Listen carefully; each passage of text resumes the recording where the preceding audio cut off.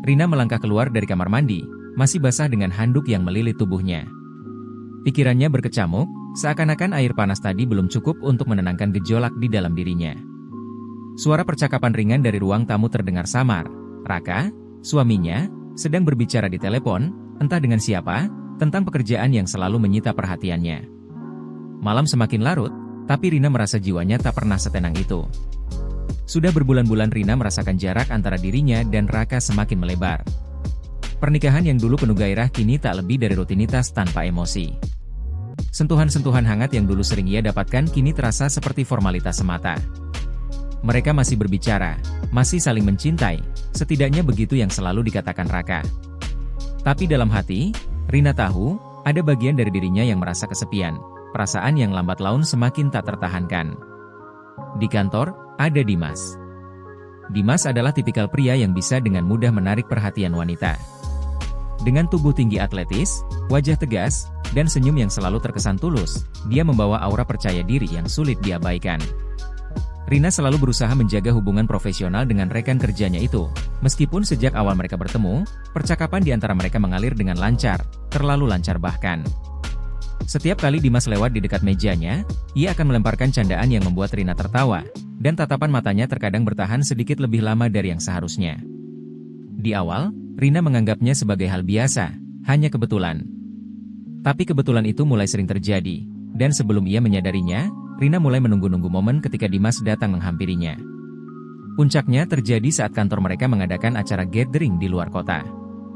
Sebuah resort mewah di pinggir pantai menjadi tempat di mana segala batasan yang selama ini dijaga dengan rapi mulai memudar. Malam itu, setelah serangkaian acara resmi selesai, banyak dari rekan-rekannya mulai menikmati minuman dan bersenang-senang. Rina, merasa sedikit bosan, duduk di tepi bar dengan segelas anggur di tangannya. Ia menatap ke arah laut yang gelap, mendengarkan deburan ombak yang seakan memanggilnya untuk tenggelam lebih dalam pikirannya sendiri. Dimas duduk di sebelahnya tanpa suara. Kehadirannya membuat Rina terkejut sesaat, tapi kemudian ia tersenyum tipis, mencoba bersikap biasa. "Sendirian di sini?" tanya Dimas pelan. "Sepertinya," jawab Rina singkat, memutar gelas anggurnya, seolah mencari jawaban di dalam cermin cair yang ada di depannya. Dimas tidak mengatakan apa-apa untuk beberapa saat, hanya memandanginya dengan cara yang membuat Rina merasa seperti sedang diintip. Tatapan pria itu terasa terlalu intens, terlalu akrab, hingga membuat Rina menggigil, bukan karena dingin, tapi karena sesuatu yang lebih dalam. "Kamu baik-baik saja?" tanya Dimas kemudian, suaranya rendah dan hampir berbisik. Rina hanya mengangkat bahu. "Sepertinya aku baik-baik saja." Namun, dalam hatinya, ia tahu jawabannya jauh lebih kompleks dari itu. "Tapi kamu kelihatan tidak begitu." Dimas mendekat sedikit, membuat jarak di antara mereka menjadi lebih intim. "Aku tahu bagaimana rasanya, Rina. Ketika kamu merasa ada sesuatu yang hilang tapi tidak tahu bagaimana menemukannya kembali." Kata-kata itu seakan menghantam sesuatu di dalam diri Rina. Dia menoleh, menatap wajah Dimas yang begitu dekat. Sorot mata pria itu serius, tanpa sedikit pun tanda-tanda main-main yang biasanya ada dalam percakapan mereka. Itu bukan sekadar ucapan ringan, Dimas benar-benar mengerti apa yang ia rasakan. Tanpa ia sadari, tangannya sudah tergenggam erat di sisi meja bar, mencoba menahan diri. Tapi Dimas, seakan mengetahui kegelisahan itu, meraih tangannya dengan lembut, ibu jarinya mengusap punggung tangannya perlahan, gerakan yang begitu lembut tapi penuh dengan arti. "Rina," bisik Dimas, mendekatkan wajahnya hingga hanya ada beberapa inci di antara mereka. "Kita tidak harus terus berpura-pura." Pernyataan itu seperti sebuah godaan, satu kalimat yang menggantung di udara, menunggu untuk disambut atau dihindari.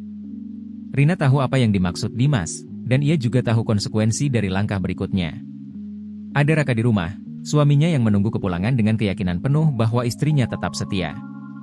Tapi di saat yang sama, ada sesuatu yang terbakar dalam dirinya. Gairah yang sudah lama terpendam, rasa diabaikan yang semakin hari semakin menggeliat minta diakui. Malam itu, ombak yang memukul pantai tak lagi terdengar, dan segala rintangan moral seakan tenggelam dalam kabut. Tanpa menjawab, Rina membiarkan bibirnya mendekat ke bibir Dimas, pelan tapi pasti.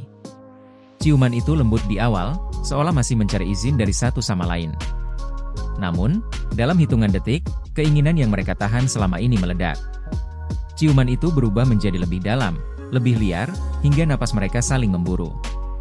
Dimas menariknya ke pelukannya, tangannya menjalar di punggung Rina, menyusuri lekuk tubuhnya yang tertutup gaun malam.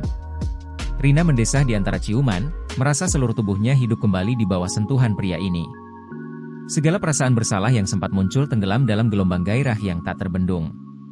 Tanpa berkata apa-apa, Dimas menariknya menuju kamar hotel, menyusuri lorong gelap tanpa peduli akan siapapun yang mungkin melihat. Begitu pintu kamar tertutup, segala batasan hancur. Dimas mendorongnya ke ranjang, napasnya berat di telinga Rina saat dia menundukkan tubuhnya untuk melumat bibirnya sekali lagi, kali ini lebih dalam, lebih penuh hasrat. Rina merasa terbakar di bawah sentuhan Dimas.